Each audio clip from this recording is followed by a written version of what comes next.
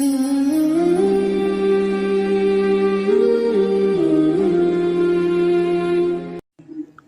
تم نے صبر کیا اور تقوی اختیار کیا اور آئے وہ کافر تم پر یک بارگی تو مدد کرے گا وہ اللہ تمہارا 5000 فرشتوں کے ساتھ جو نشان لگے ہوئے ہوں گے۔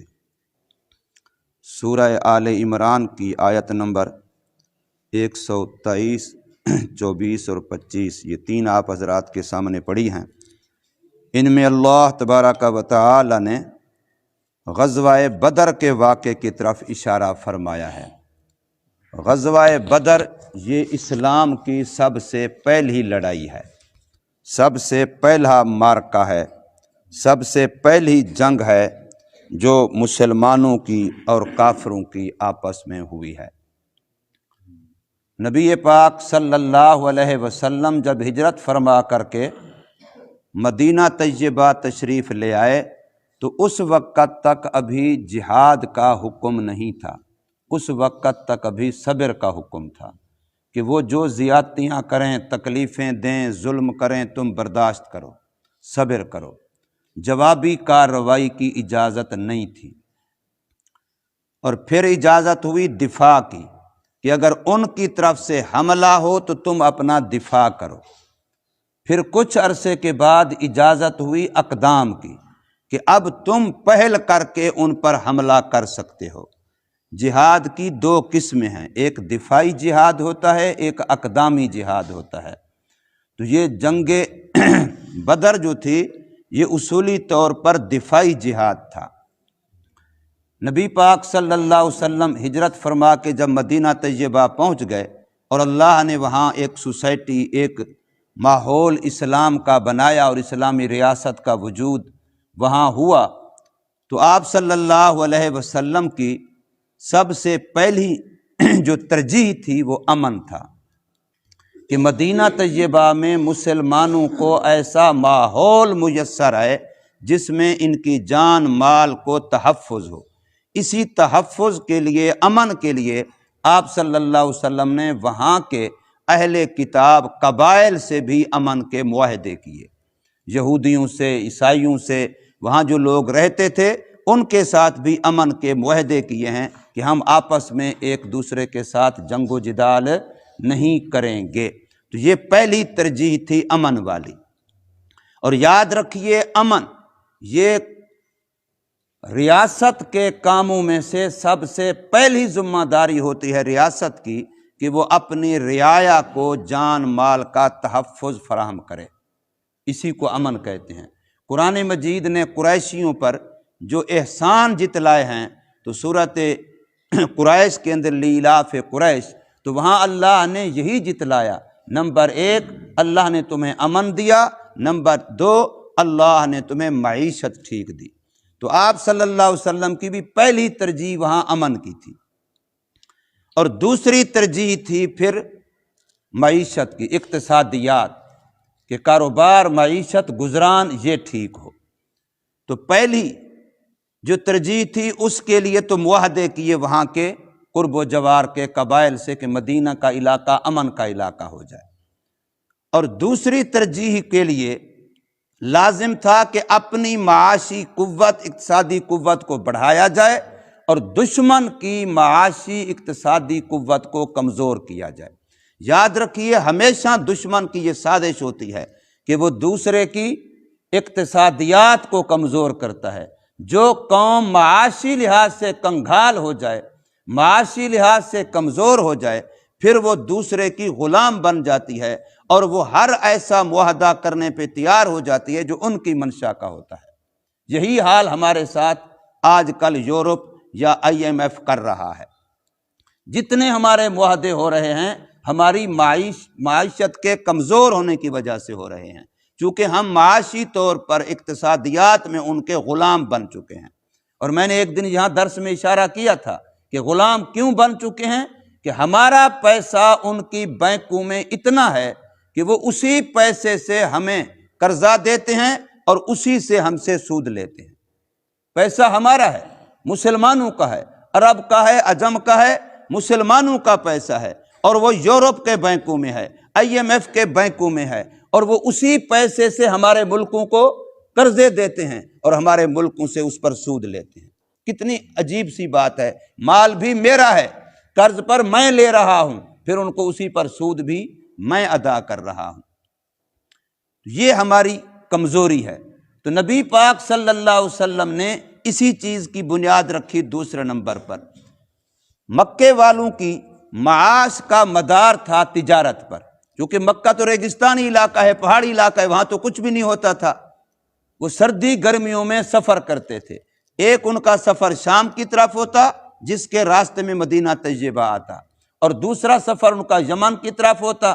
تو جو ادھر شام کی طرف کا سفر تھا، جب ادھر سے وہ قافلہ ان کا معاشی آ رہا تھا اور بہت بڑا تجارتی سامان لا رہا تھا، آپ صلی اللہ علیہ وسلم کو پتہ چلا، یہ سن 2 ہجری کی بات تھی، 12 رمضان کی بات تھی، تو آپ صلی اللہ علیہ وسلم نے صحابہ کرام کے ساتھ اس قافلے کے لیے سفر کیا، جہاد کے لیے، لڑائی کے لیے نہیں کیا، اس قافلے کے لیے سفر کیا کہ اس قافلے کو یہاں روکا جائے اور یہ تجارتی سامان ان سے لے لیا جائے، یہ مکے نہیں پہنچے گا تو مکے والوں کی معاشی حالت کمزور ہو جائے گی اور ہم معاشی طور پر کم تکڑے ہو جائیں گے، قوی ہو جائیں گے۔ یہ مقصد تھا حضور صلی اللہ علیہ وسلم کا۔ لیکن آپ صلی اللہ علیہ وسلم نے جب سفر کیا تو مدینہ طیبہ سے بدر، جہاں ایک پانی کا کنواں تھا بدر کے نام سے، پھر اسی پانی کی وجہ سے گاؤں بن گیا، وہ بھی بدر کے نام سے۔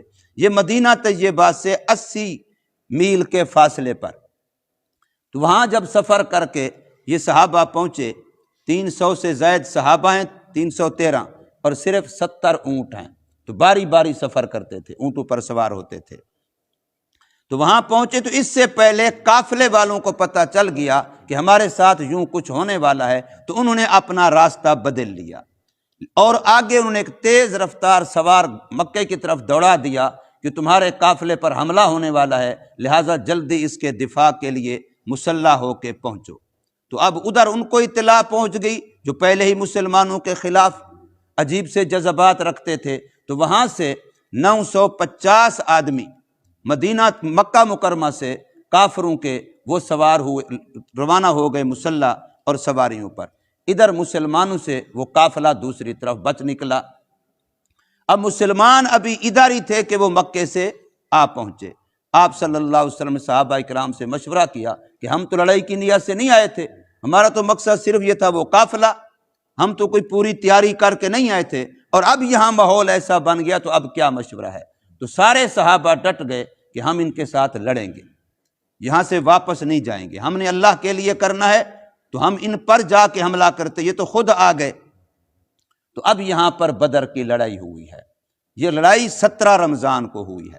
اب ذرا اندازہ لگائیے، غربت بھی ہے، تھوڑے بھی ہیں، خالی ہاتھ بھی ہیں، رمضان میں روزے دار بھی ہیں صحابہ کرام، رمضان کا مہینہ ہے تو روزے دار بھی ہیں۔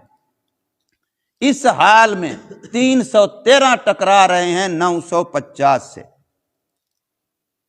یہ انسان اندازہ لگائے، ان کے پاس 700 سے زیادہ گھوڑے ہیں اور ان کے پاس صرف 70 گھوڑے ہیں۔ ان میں سے ہر ایک کے پاس اسلحہ ہے، ان میں کہ چند ایک کے پاس ٹوٹی پھوٹی تلواریں ہیں، باقی اکثر کے پاس صرف کھجور کی لکڑیاں، ڈنڈے ہیں، یہ ان کا اسلحہ ہے۔ لیکن اس موقع پر چونکہ وہ 2 صفتیں موجود تھیں، صبر بھی تھا، تقوی بھی تھا، تو اللہ نے قرآن مجید کے اندر 2 جگہ پر اس کا تذکرہ آیا ہے، نامہ سپارے میں بھی آیا ہے، یہاں پر بھی آیا ہے۔ پہلے اللہ نے 1000 فرشتے کا فرمایا، پھر 3000 فرشتوں کا فرمایا، پھر 5000 فرشتے آئے، اور صحابہ کرام میں سے بہت سو نے اپنی آنکھوں سے دیکھے، حتیٰ کہ بعض کافروں نے دیکھے جو بعد میں مسلمان ہوئے، انہوں نے گواہیاں دی کہ ہم حیران ہوتے تھے کہ سفید پگڑیاں باندھے ہوئے گھوڑ سوار آتے تھے اور ہماری صفوں کی صفیں الٹ کے رکھ دیتے تھے، ہم سمجھ نہیں آتی تھی وہ کون لوگ ہیں۔ تو فرشتے اب بھی اتر سکتے ہیں تیری مدد کو، قطار اندر قطار اب بھی۔ علامہ اقبال کا ایک شعر، فضائے بدر پیدا کر، فضائے بدر پیدا کر، فرشتے اب بھی اتر سکتے ہیں تیری نصرت کو، قطار اندر قطار۔ وہ 313 میں نے ایک دن سنایا تھا آپ کو، ہمارے فیصل آباد کی جو مفتی زین العابدین رحمۃ اللہ تعالی علیہ تھے، ساری زندگی جماعت میں کام کیا، بہت بڑے مفتی تھے، عالم تھے، یہ پہاڑی چوک پر جو دارالعلوم مدرسہ ہے اس کے بانی تھے۔ انہوں نے خواب دیکھا، تو خواب کے اندر نبی پاک صلی اللہ علیہ وسلم کی زیارت ہوئی، تو آپ صلی اللہ علیہ وسلم سے انہوں نے پوچھا کہ یا رسول اللہ صلی اللہ علیہ وسلم، اتنا ہم دین کے کام کے لیے محنت کر رہے ہیں، مدارس بھی ہیں، تبلیغ بھی ہے، خانقاہیں بھی ہیں، علماء بھی ہیں، لیکن اللہ کی وہ مدد و نصرت نظر نہیں آتی جو ادوار اولی میں ہم دیکھتے پڑھتے سنتے ہیں۔ تو حضور نے ارشاد فرمایا صلی اللہ علیہ وسلم کہ اللہ کی اس مدد کے لیے بدر والوں جیسے لوگ چاہیے، ان جیسے لوگ چاہیے۔ تو فرمایا اب تو بہت زیادہ لوگ مسلمان ہیں، حرم پاک دیکھو بھرا پڑا ہے، مکہ مکرمہ، مدینہ منورہ، دیگر مدارس، مساجد، خانقاہیں اور تبلیغی مراکز، تو بڑے نیک لوگ ہیں۔ تو فرمایا اس معیار کے نہیں ہیں۔ تو مفتی صاحب فرماتے میں نے پوچھا پھر اس معیار کے کتنا ہیں؟ فرمایا ابھی تک صرف 70 یا 72 کا لفظ فرمایا۔ پوری دنیا میں کتنے اولیاء اللہ ہیں؟ فرمایا اس معیار کے جو بدر میں تھے، اس معیار کے تو ابھی 70-72 ہیں، چاہیے کتنی؟ 313، تب اللہ کی مدد نصرت آئے۔ تو اس لیے ہمیں اپنی کمزوریوں کو مد نظر رکھ کے آگے بڑھنے کی کوشش کرنی ہے۔ ہم جو 4 رکعت ٹوٹی پوٹی پڑھ لیتے ہیں، بس اپنے آپ کو وقت کا ولی سمجھ لیتے ہیں۔ کوئی ایک آدھ سپارہ تلاوت کر لیا تو اپنے آپ کو جنید بغدادی بنا لیا، کوئی 2 روپے صدقہ کر دیا تو اپنے آپ کو حاتم طائی سمجھ لیا، 2-4 منٹ بھی دین کی بات کر لی یا سن لی، ہم سمجھتے ہیں بس ہم تو پہنچی ہوئی سرکار بن گئے ہیں۔ تو اس لیے فرمایا اللہ تبارک و تعالی نے کہ وہاں اللہ نے پھر فرشتوں کے ساتھ ان کی مدد فرمائی، اور مقصود یہاں یہی بتلانا ہے کہ مسلمانوں، جب تمہارے اندر صبر و تقویٰ تھا تو پھر تم کمزور بھی تھے، تھوڑے بھی تھے، لیکن تم غالب تھے۔ تمہارا معاملہ مادی ہتھیار کا نہیں ہونا چاہیے، تمہارا سرمایہ توکل اللہ ہے، تمہارا سرمایہ، تمہارا ہتھیار تقویٰ ہے، تمہارا ہتھیار اللہ کے دین پر جم کے رہنا ہے، اسی کا نام صبر ہے۔ صبر اس چیز کا نام نہیں ہے کہ لوگ ڈنڈے ماریں تو روئے نہیں تو صبر ہے۔ صبر کا معنی استقامت علی الدین ہے، خوشی ہو یا غمی ہو، دوستی ہو یا دشمنی ہو، گھر میں شادی ہو یا مرگ ہو، دین کے کام میں فرق نہ آئے، سنت کے راستے سے قدم نہ ہٹے کسی حال میں بھی، یہ ہے صبر۔ صبر کا معنی استقامت، الاستقامت فوق الکرامت، اور دین پر یوں ڈٹے رہنا، جمے رہنا کہ ہر حال میں صبر، یعنی دین پر استقامت نصیب ہو جائے۔ یہ بزرگی کی وجہ سے ہوا میں اڑنا، پانی کے اوپر کھڑے ہو کے مصلی بچھا کے نماز پڑھ لینا، یا غریبی آ جائے، کوئی حالت ہو جائے، دوستی ہو یا دشمنی ہو، غصہ ہو یا محبت و پیار کی حالت ہو، کسی حال میں بھی شریعت کے راستے سے قدم نہ ہٹے، یہ سب سے بڑا بزرگ اور ولی ہے۔ تو اللہ تبارک و تعالی نے فرمایا وَلَقَدْ نَصَرَكُمُ اللَّهُ، اور البتہ تحقیق مدد فرما چکا تمہاری اللہ تبارک و تعالی بے بدر کے مقام پر، وَأَنْتُمْ أَذِلَّةٌ، حالانکہ تم اس وقت کمزور تھے، فَاتَّقُوا اللَّهَ، بس اللہ سے ڈرتے رہو، تقوی اختیار کیے رکھو، لَعَلَّكُمْ تَشْكُرُونَ، تاکہ تم اللہ کے شکر گزار بندوں میں شمار ہو۔ اِذْ تَقُولُ لِلْمُؤْمِنِينَ، یاد کرو اس وقت کو جب آپ فرما رہے تھے اے محمد کریم صلی اللہ علیہ وسلم ایمان والوں کو، کیا نہیں ہے کافی تم کو یہ کہ مدد کرے تمہارا پروردگار بِثَلَاثَةٍ مِّنَ الْمَلَائِكَةِ مُنزَلِينَ، ایسے 3000 فرشتوں کے ذریعے جو اترنے والے ہیں اللہ کی طرف سے، صرف تمہاری اسی مدد کے لیے اتریں۔ ایک تو وہ فرشتے ہیں جو پہلے سے زمین پر مختلف امور پر اپنی ڈیوٹی دے رہے ہیں، موجود ہیں، اور یاد رکھیے اللہ نے ملائکہ کو مختلف کام پہ لگایا ہوا ہے، لیکن اللہ ملائکہ کا محتاج نہیں ہے۔ جیسے اللہ نے انسانوں کو اپنے دین کے مختلف شعبوں میں کام پر لگایا ہوا ہے، لیکن اللہ اپنے دین کی حفاظت میں کسی کا محتاج نہیں ہے۔ یہاں پر یہ 3000 کی بات ہے، اور نام سپارے میں پہلے 1000 کی بات ہے، پھر 3000 کی، پھر 5000 کی. یہاں 3000 کی بات ہے اور پھر اگلی آیت میں 5000 کی بات ہے. فرمایا بلا کیوں نہیں، اگر تم صبر کرو اور تقوی اختیار کرو، وَيَأْتُوكُم مِّن فَوْرِهِمْ هَٰذَا، اور یہ کافر لوگ یک بارگی فوراً ہی تم پر حملہ آور ہو جائیں، تو پھر یمددکم ربکم، مدد کرے گا تمہارا پروردگار بخمسۃ آلاف من الملائکہ، 5000 فرشتوں کے ساتھ، مصومین جو علامت لگے ہوئے. اور مصومین علامت میں علماء نے فرمایا کہ ہر فرشتے کو الگ الگ نشان بتایا گیا تھا کہ تو نے ابو جہل کا فلاں کرنا ہے، تو نے عتبہ کا فلاں کرنا ہے، تو نے شیبہ کا. جو کافروں کے بڑے بڑے سرغنے تھے ان سب کے لیے فرشتوں کو نشان کے طور پر بتایا گیا کہ ان کو تم نے قتل کرنا ہے. اور یوں ہی گویا کہ نبی پاک صلی اللہ علیہ وسلم نے بھی یہاں پہلے بتایا کہ یہاں فلاں کافر پڑا ہوگا، فلاں یہاں فلاں پڑا ہوگا، یہاں فلاں پڑا ہوگا. اور 70 بڑے بڑے ان کے کافر مارے گئے تھے اور 70 سے زیادہ قیدی بنے تھے. اور جو 70 مارے گئے تھے پھر ان سب کی لاشوں کو ٹانگوں سے پکڑ پکڑ کے مجاہدین مسلمانوں نے گھسیٹ کے قلیب بدر، ایک کنویں کی طرح جگہ تھی نشیبی، اس میں اکٹھا کیا. جب سارے اس میں ڈال دیے گئے تو پھر نبی پاک صلی اللہ علیہ وسلم فرمایا ہاں بھائی بتاؤ، میرے رب نے جو مجھ سے وعدہ کیا تھا سچ کر دکھایا، تم بتاؤ تم سے تمہارے بتوں کا وعدہ سچ ہوا کہ نہیں؟ کسی نے کہا یا رسول اللہ کیا یہ سن رہے ہیں؟ فرمایا تیرے سے زیادہ سن رہے ہیں. حالانکہ کافروں کی لاشیں تھیں، لیکن یہ نبی کا معجزہ بھی ہے، اللہ کی قدرت بھی ہے. اللہ جس کو چاہے دیوار کو چاہے سنا دے، لوہے کو چاہے سنوا دے، خدا کے لیے کیا مشکل ہے؟ فعل اللہ کا ہوتا ہے. نبی کا معجزہ بھی اللہ کا فعل ہوتا ہے، ولی کی کرامت بھی اللہ کا فعل ہوتا ہے، اپنی طرف سے ذاتی طور پہ ان کا کچھ نہیں ہوتا. اور جو 70 قیدی بنے، اسلام کی خوبی پہلے پہلے قیدی ہیں، لیکن میرے آقا نے ایسا حسن سلوک کیا ان کے ساتھ، صحابہ میں 2 2 3 3 4 کو تقسیم کر دیا 70 کو کہ تم نے ان کو اٹھانا بٹھانا کھلانا، اپنے سے بہتر ان کو کھلایا. تاریخ میں یہ رقم ہے، اپنے سے بہتر ان کو کھلایا. جن کے پاس کپڑے نہیں تھے میرے آقا نے ان کو کپڑے دلوائے، حالانکہ دشمن کے قیدی ہیں، کافر قیدی ہیں، لیکن حسن سلوک اسلام سکھاتا ہے. آج ہم لوگ برتاؤ میں بھی نام کے مسلمان رہ گئے ہیں، جس کے ساتھ تھوڑا سا دل کے اندر کٹر آ گیا، تھوڑی سی ناراضگی آ گئی، بس چاہتے ہیں اللہ کرے صبح شام اس کے گھر تو آگ ہی نہ جلے.